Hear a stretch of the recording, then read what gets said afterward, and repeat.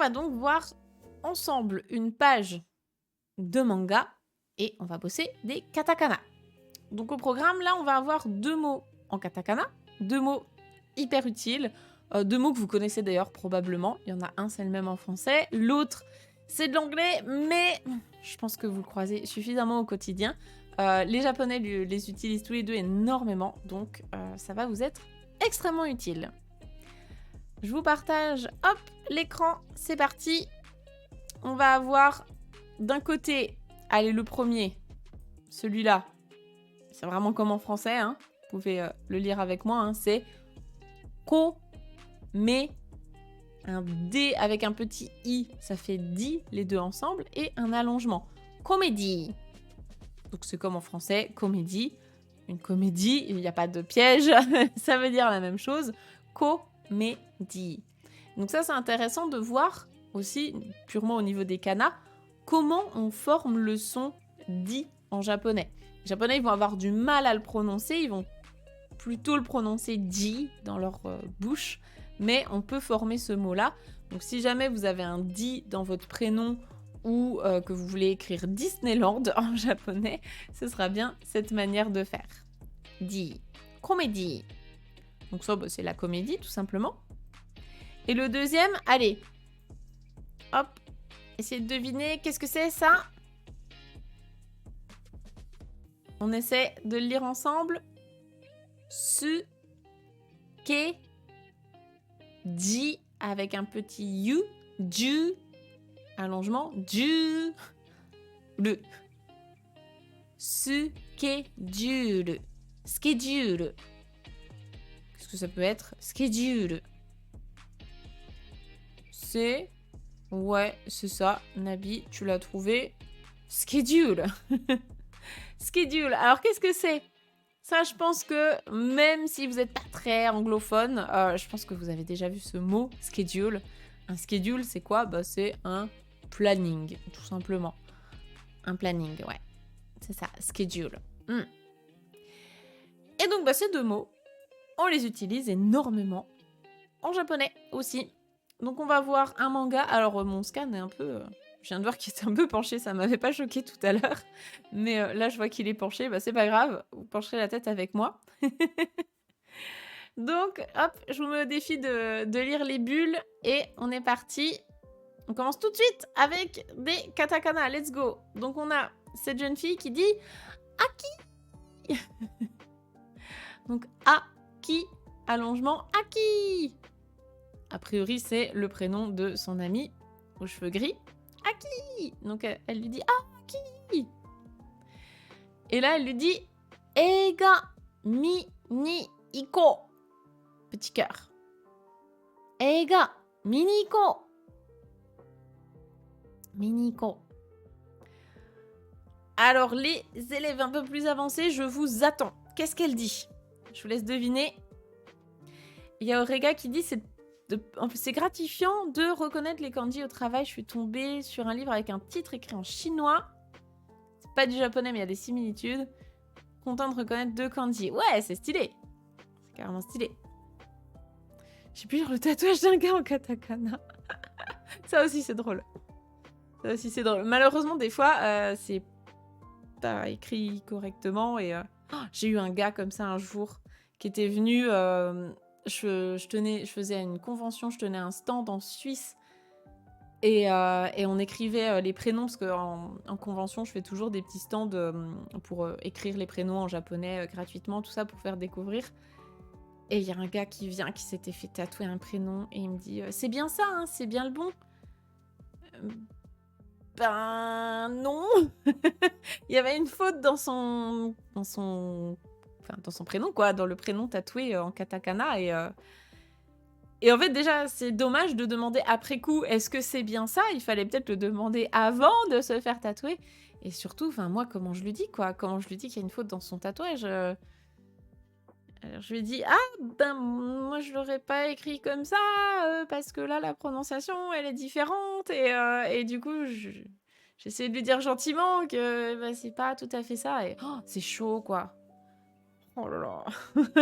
Ouais, malaise, quoi. Malaise. Non, mais... Bon, après, vous faites ce que vous voulez, mais bon, se faire tatouer un prénom, c'est une chose. Les katakana, c'est pas forcément le plus esthétique non plus. Et je sais pas. Je sais pas si c'est la meilleure idée de se faire tatouer un prénom en katakana. Après, chacun fait comme il veut, mais bon. Si vous le faites, soyez sûr et certain que c'est bien le bon prénom, quoi. Que c'est bien écrit. Alors, pendant que je raconte mes bêtises, il y en a qui bossent. Bravo. Donc, vous avez trouvé exactement ce que ça veut dire. Eiga, un film. Mi, ni, iko, allons voir un film. Là, il y a plusieurs choses que je voudrais expliquer. Première chose, c'est... On va commencer par le kanji. Le kanji de miru, mimas. Vous allez me dire, mais Sophie, c'est bizarre. Normalement, le kanji de miru, c'est que la partie de droite. Et vous avez raison. Et vous avez tort. Les deux en même temps. Vous avez raison. Parce que miru, mimas, regardez, c'est effectivement juste lui. Il n'y a pas la partie de gauche. C'est correct. C'est regarder de base. Basique, simple. Orelsan. Et avec ce kanji-là, avec la partie de gauche, les deux ensemble, c'est aussi miru, mimas, regarder, mais c'est sous-entendu qu'on regarde de manière vraiment intense, quoi. Genre, on se focalise là-dessus et on regarde. Donc souvent, quand on regarde un film, on peut utiliser ce kanji-là. On n'est pas obligé, on peut le voir avec le kanji simple, mais on peut le mettre aussi. Donc ça, c'est un autre kanji pour ce même verbe. Ensuite, deuxième chose, vous allez me dire, mais c'est bizarre Sophie, dans la formation Objectif Japon ou dans mes cours de japonais, j'ai vu qu'il fallait mettre une particule ici. Il faut mettre la particule wo pour le COD. Et vous avez raison. Et vous avez tort en même temps. Vous avez raison parce que vous parlez un beau japonais avec des particules, c'est très bien. C'est ce qu'on vous apprend. C'est ce que je vous apprends parce qu'au début, je veux vraiment que vous ayez des réflexes polis. Je préfère que vous parliez de manière polie à des inconnus au Japon plutôt que leur taper un check et leur parler de manière mal polie. Donc, normalement, on devrait dire eiga o mi ni iko. Mais quand on est à l'oral et quand on est de manière familière, on va pouvoir enlever les particules. Particules qui ne sont pas nécessaires. Donc là, on l'a enlevé, on l'a fait sauter. C'est comme en français, on va parler de manière plus abrégée, plus courte, quand on parle entre amis, quoi. Donc, eiga, entre parenthèses, o, mi, ni, iko. Et là, vous allez me dire, mais Sophie, normalement, ici, il y a un allongement. C'est iko. Iko, u. Et vous avez raison, et vous avez tort en même temps. Vous avez raison, parce que dans un vrai japonais, dans les cours de grammaire, tout ça, on va vous apprendre ça, et au Japon, bien sûr, ça s'utilise. Là, encore une fois, on est à l'oral, elle est de manière super familière avec sa meilleure amie, donc elle enlève l'allongement. Donc la forme la plus polie, ce serait eiga o mi ni ikimashou. Allons voir un film. De manière un peu plus abrégée, eiga o mini iko. Eiga mini iko.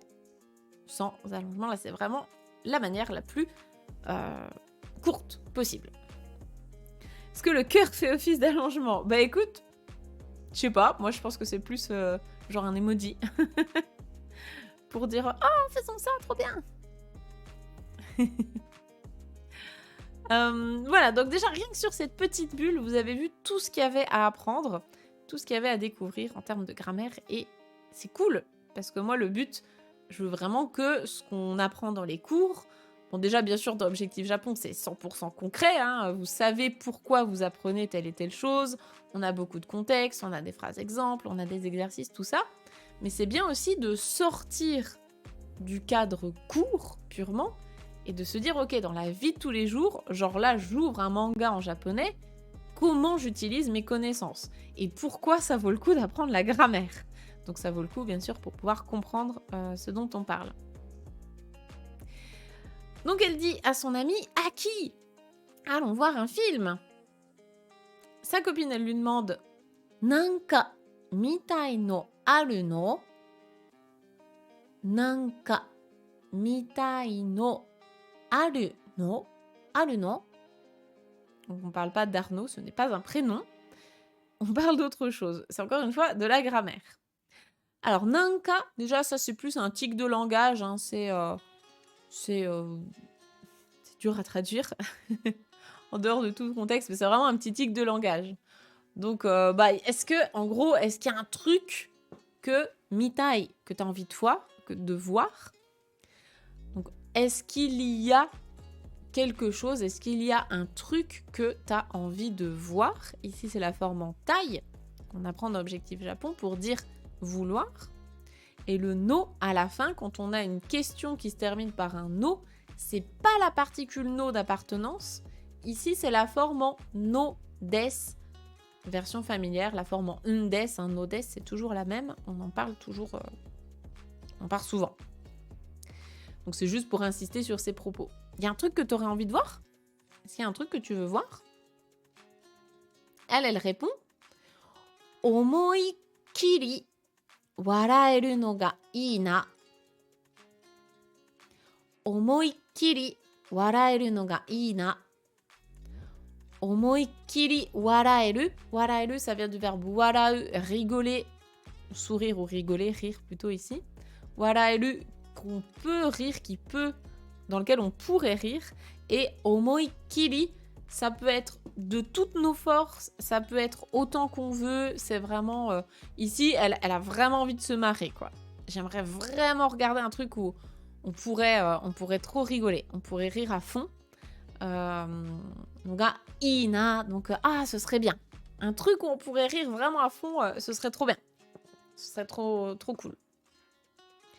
Et donc, son amie, elle lui dit « Comédie, dane !» Donc, c'est une comédie, quoi.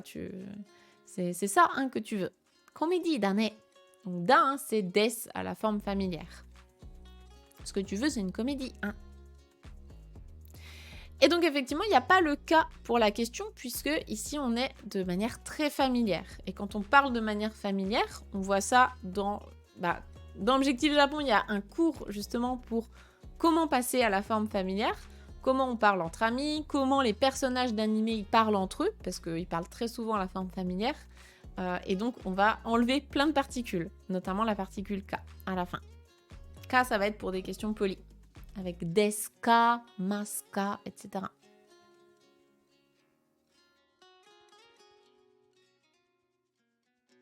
Donc ici, elle lui dit, c'est une comédie que tu aurais envie de voir. C'est bien ça. C'est effectivement, elle a envie de rigoler. Bulle suivante. Kore toka ii n janai. Kore toka ii n janai. Kore, ceci.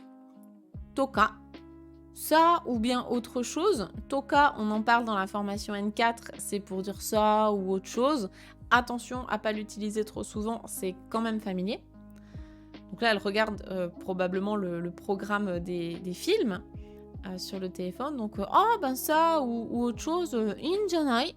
Est-ce que ce serait pas mal ça? Donc, in janai. Ça, les Japonais utilisent beaucoup cette forme négative, en fait, pour poser la question. Comme en français, on pourrait dire « Ah, ça, c'est pas mal, non ?» C'est pas mal, c'est du négatif. « In janai », c'est pas mal, ce serait pas mal, non? Donc, un truc comme ça serait cool. Et elle répond « Wadai no Morio ». Donc je sais pas si c'est Mario, parce que le livre est peut-être sorti en même temps que le film Mario, je sais pas. Mais en tout cas ici c'est Morio ne Wadai. Wadai ça veut dire un sujet de conversation. Donc en gros, mais c'est Morio dont tout le monde parle en ce moment, hein. C'est pas ça. Ah ouais, c'est lui, hein. Là, elles évoquent un titre de film. Et lui, il arrive dans la conversation, il dit « Allez, allez ». Donc « allez » tout court comme ça, tout seul, c'est pour dire «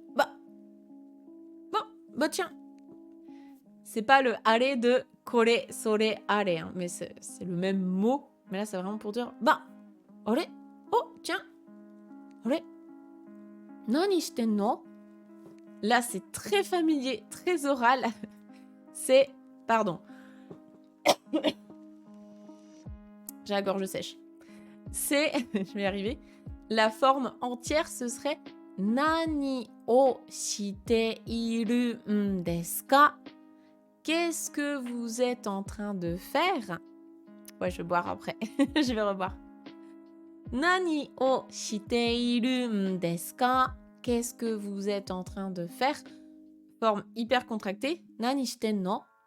Nani shiteru no? Nani shiteiru no? Nani shiten no? C'est hyper contracté. En gros, c'est vous faites quoi? Tu fais quoi? Vous faites quoi? C'est vraiment hyper contracté. Si j'ai du rooibos, j'en ai déjà bu la moitié, mais j'ai encore la gorge sèche. Parce que ça fait 3 jours que je parle non-stop. Ça fait 3 jours que je parle en boucle, vu que j'ai plein de gens à former en ce moment. J'arrête pas de parler. Donc, tu fais quoi? Enfin, qu'est-ce que vous faites? Et là, allez, petite pause, je vous mets au défi de lire le prénom du garçon. Donc, il est écrit en katakana. Même s'il est japonais, ici, ils l'ont écrit en katakana, peut-être pour le faire ressortir, pendant que je bois.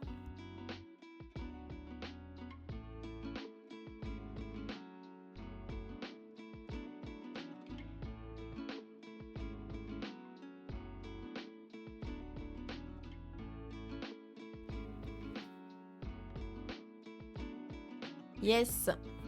Bien joué. C'est shu.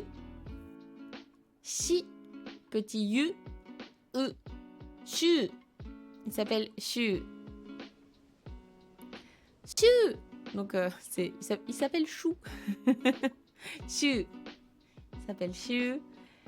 Et donc, qu'est-ce qu'il raconte Shu? La fille rousse, elle lui dit Eiga ikun dakedo Shu mo iku. Donc elle lui explique Eiga ikun dakedo. Encore une fois, elle a enlevé toutes les particules qui n'étaient pas nécessaires. On va voir un film, on va au cinéma en fait. On va au film, on va au cinéma. Dakedo. Donc là c'est mais c'est plutôt pour amorcer son invitation. Shu mo iku. Est-ce que toi aussi t'y vas? Est-ce que toi aussi... En gros, elle l'invite. Est-ce que toi aussi tu viens? Je vous fais remarquer qu'elle n'a pas mis de suffixe derrière. Il n'y a pas de san, il n'y a pas de chan, il n'y a pas de kun. Donc vraiment, elle l'appelle juste par son prénom. C'est hyper intime pour des Japonais. Quand on a enlevé les suffixes de nom, c'est vraiment très intime. Donc, Shu mo iku, toi aussi tu y vas? Est-ce que toi aussi tu viens? Et là, lui, il répond ii no? Ah bon? C'est ok? Enfin, c'est vrai? Je peux venir? ii no? C'est ok? Et elle répond, regardez ici en rouge, écrit à la main, elle dit quoi? Je peux zoomer encore un tout petit peu, si jamais. Hop. Elle ici, qu'est-ce qu'elle dit? Elle dit Mochiro. Mochiron. Mochiron. Mochiron, c'est une petite expression qui veut dire bien sûr, bien sûr. Donc, c'est bon? Je peux venir? Ah, mochiron, bien sûr, bien sûr. Mochiron. Et là, elle part en courant, elle a les joues toutes rouges, et elle dit Futari tomo schedule aketoite ne. Futari tomo, futari, 2 personnes. Futari tomo, vous deux là. Schedule, donc le planning. Aketoite ne. Là, on est sur du N4, un peu plus avancé en termes de grammaire. Quand on dit jikan o akeru, ça veut dire se rendre disponible, créer du temps. En gros, se créer du temps, se libérer du temps. Donc, schedule o akeru, c'est se libérer dans son planning. Et ici, c'est à la forme en to, oku. C'est la forme en okimas, en fait. Aketoite, c'est la forme en a, en teoku, en fait. Teoku, mais qui a été contractée, encore une fois, parce qu'on est à la forme familière. Donc, la forme en teoku, c'est faire ça en prévision de quelque chose. Donc, préparez ça à l'avance. En gros, libérez du temps dans votre planning. Faites ça à l'avance. Voilà, tous les deux, là, gardez-vous du temps dans votre planning pour qu'on aille au cinéma, du coup. Donc, faites ça. Cette forme-là, c'est plus avancé. Et on parle dans Objectif GLPT4, on a un cours spécifique là-dessus où je vous explique toutes les formes contractées ou non de la forme en Te-Oku, Te-Okimasu. Donc, libérez du temps dans votre planning. Et ensuite, qu'est-ce qu'elle dit? Donc là, elle est toute rouge, elle bave à moitié. Et elle a dans ses pensées des trucs. Donc là, elle dit... Alors, c'est Aki. A priori, c'est Aki. Aki no Shifuku. Donc, Shifuku, c'est le kanji, peut-être que vous l'avez reconnu. C'est le kanji de Watashi. Fuku, c'est les kanji des vêtements. Aki, du coup, a priori, Aki, c'est sa copine, je pense. Je pense que c'est sa copine. Donc, elle dit Aki no Shifuku. Les vêtements personnels, en gros, c'est la différence entre les vêtements d'uniforme et les vêtements perso. Puisque là, ils sont à l'école au Japon. Ils parlent... on parle de leur uniforme scolaire versus leurs vêtements personnels. Donc, Aki no Shifuku, les vêtements... Comment on dit en français? Casual, quoi. Les vêtements qui sont pas de travail. Les vêtements perso, quoi, de Aki. Tanoshimi da yo. Ah, je m'en réjouis d'avance. Tanoshimi, c'est ah, je m'en réjouis d'avance. Donc, si Aki, c'est la fille en gris, je pense qu'elle a un peu un crush sur elle. Vu que lui, a priori, s'appelle Shu. Je pense que c'est ça l'histoire. A priori. En tout cas, elle se réjouit d'avance de voir les vêtements personnels de Aki. Potentiellement. Voilà. Donc ici, il y avait encore une fois plein de vocabulaire, je trouvais, qui était intéressant. Forme grammaticale, on est en N5, N4. Donc c'est aussi intéressant pour ça. Est-ce que vous avez des questions aussi? Koibito desu ka? Tabun ne. Ah, Mikkun no Mori. Ah, konbanwa. Ah, merci beaucoup. Arigatou gozaimasu. Merci de passer ici. Est-ce que vous aviez des questions? Shitsumon arimasu ka? Nanika. Et sinon, on va lire ensemble. Kanojo, je sais pas. J'avoue, honnêtement, j'ai pas lu toute l'histoire. Hein. J'ai juste sélectionné les mots qui m'intéressaient. Je trouvais que comédie et puis schedule, c'est des mots faciles à retenir. Et puis surtout, ça vous montre aussi que lire une planche de manga, en vrai, déjà avec un niveau 5, on peut commencer à lire des petites choses. Et vraiment, à partir d'un niveau N4, quand vous avez terminé votre N4, des mangas de ce type tranche de vie, ça commence à être largement faisable. Donc, c'est pas si inaccessible. Hein. Niveau N5, c'est vraiment touriste au Japon, voilà, situation classique, restaurant, train, se présenter, tout ça, etc. N4 commence à avoir un bon bagage en termes de vocabulaire, kanji et grammaire. Et tout ça, c'est vraiment des niveaux auxquels je vous accompagne. Je vous accompagne jusque-là.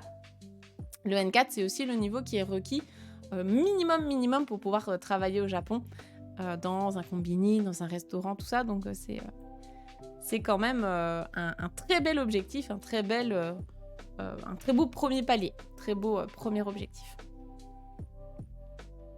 Ça donne du courage, c'est le but et c'est aussi pour vous montrer que c'est faisable. Hein. Ici, dans le chat, on a des élèves qui sont dans la formation GLPT4, on a des élèves qui ont terminé déjà mes 2 formations, qui ont ce niveau-là, qui ont décroché du travail au Japon, qui ont passé 2 ans au Japon, qui ont voyagé, qui ont fait des PVT au Japon. Enfin voilà, c'est du concret. C'est vraiment du concret qu'il y a derrière. Et donc c'est faisable. Mais ça ne tient qu'à vous.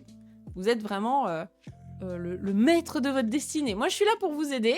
Je suis là pour vous mettre les bonnes choses au bon moment dans votre parcours d'apprentissage. Mais après, c'est à vous d'appuyer sur l'accélérateur. Moi, je suis le GPS. Allez, je vous propose qu'on passe du coup aux petites explications. Puis après, je reviendrai si jamais vous avez d'autres questions. Donc, on va lire ensemble. Comédie. La signification, imi. Essayez de le lire avec moi. Là, il y a du vocabulaire un petit peu plus avancé, mais c'est pas très important. Donc, on a 人を笑わせることを主な目的とした演劇や映画、文学などのこと。Donc, 人を笑わせる。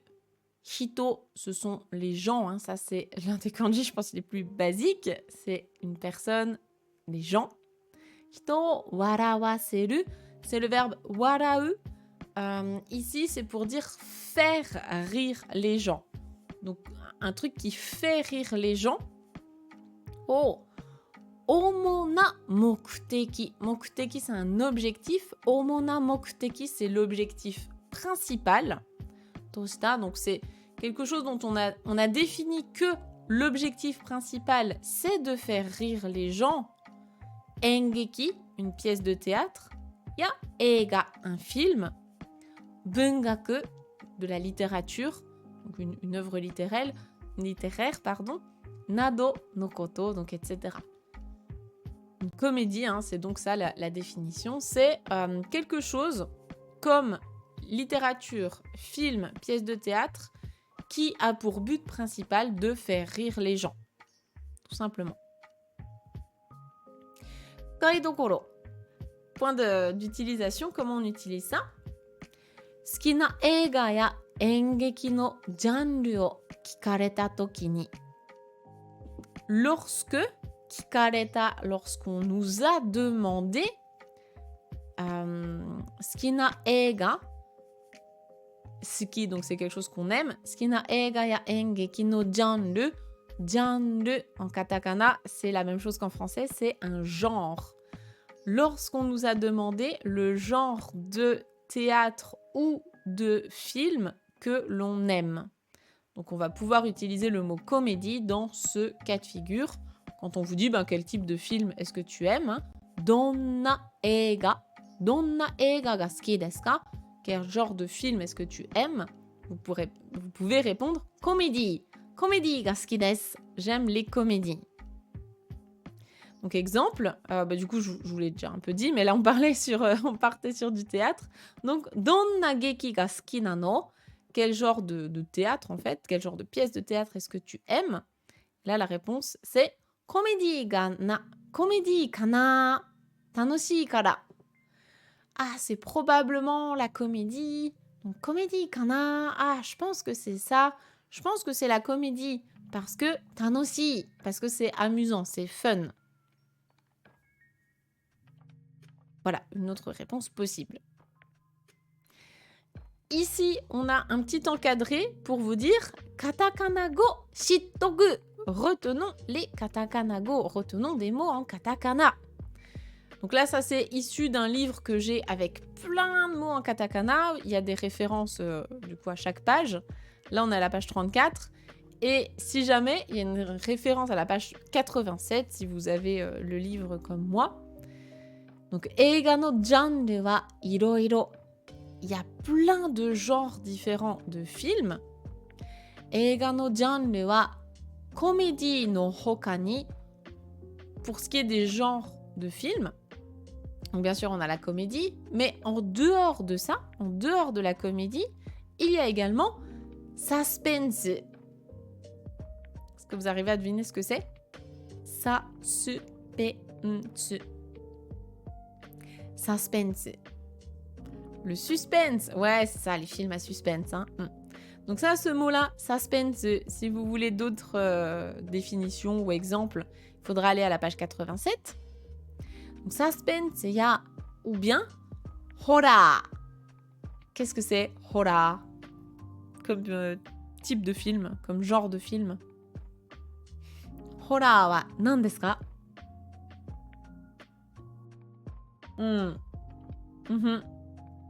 C'est ça, c'est les films d'horreur.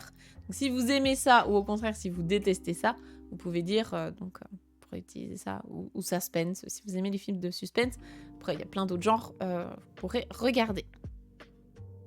Donc horror nado, etc. Takusan aru yo. Il y a plein de genres différents. Il y en a plein. Pour terminer, on va voir donc schedule, la définition de schedule, qu'est-ce que c'est? Imi, la signification, on a yote ya nitte no koto. C'est tout simplement d'autres mots pour parler d'un planning, de projet, de plan. Donc yote, ça c'est le mot, on va dire global pour dire des projets, des plans, des plannings, surtout des projets quoi.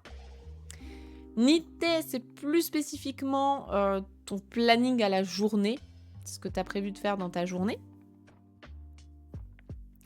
Et puis, donc du coup, un schedule, c'est ça. C'est un peu tout ça.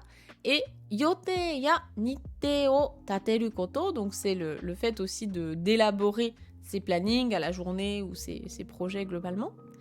Et yote hyo, là c'est vraiment une feuille de planning, donc un planning quoi. Enfin en français on dirait un planning, hein. Vraiment là, ça va être ça. Schedule, planning, c'est vraiment ça. Et donc tsukaidokoro, comment on l'utilise? Eh bien, minna de atsumaritai toki ni, lorsque on veut minnade, donc tous ensemble, atsumaritai, on a envie de se réunir, on a envie de se rassembler tous ensemble. Bah forcément, quand on veut rassembler plein de gens, il faut le mettre dans le planning. Il faut bloquer une date et mettre ça dans le planning. Les exemples. Yuenchi ni ikitai kara, schedule no chousei o shiyou. Yuenchi. Yuenchi wa nan desu ka? Disneyland wa yuenchi desu. Disneyland, on a parlé de Disney tout à l'heure avec le di. Disneyland wa yuenchi desu. On peut considérer, vite fait, même si c'est plus un thème park, c'est plus un parc à thème, mais c'est pour vous donner un indice. Yuenchi, c'est un parc vraiment avec des coasters, des attractions, tout ça. Donc yuenchi, c'est un parc d'attractions. Ni ikitai, donc je veux y aller. Kara, parce que je veux aller dans un parc d'attractions, ou parce qu'on veut aller dans un parc d'attractions. Et schedule no chousei o shiyou. On va arranger en fait nos emplois du temps, nos schedules. On va ajuster tout ça pour que ça colle et qu'on puisse y aller ensemble. Et maintenant, j'ai envie d'aller à Disney. Toshi mo ikitai. Ikitai desu. Moi aussi, j'ai envie d'y retourner. Et voilà, écoutez, on a terminé pour cette page-là. Si vous avez des questions, vous pouvez les poser soit dans le chat, là en direct sur Twitch, soit dans les commentaires si vous êtes en replay YouTube. Otsukare-sama desu. Merci à vous pour vos efforts et bravo.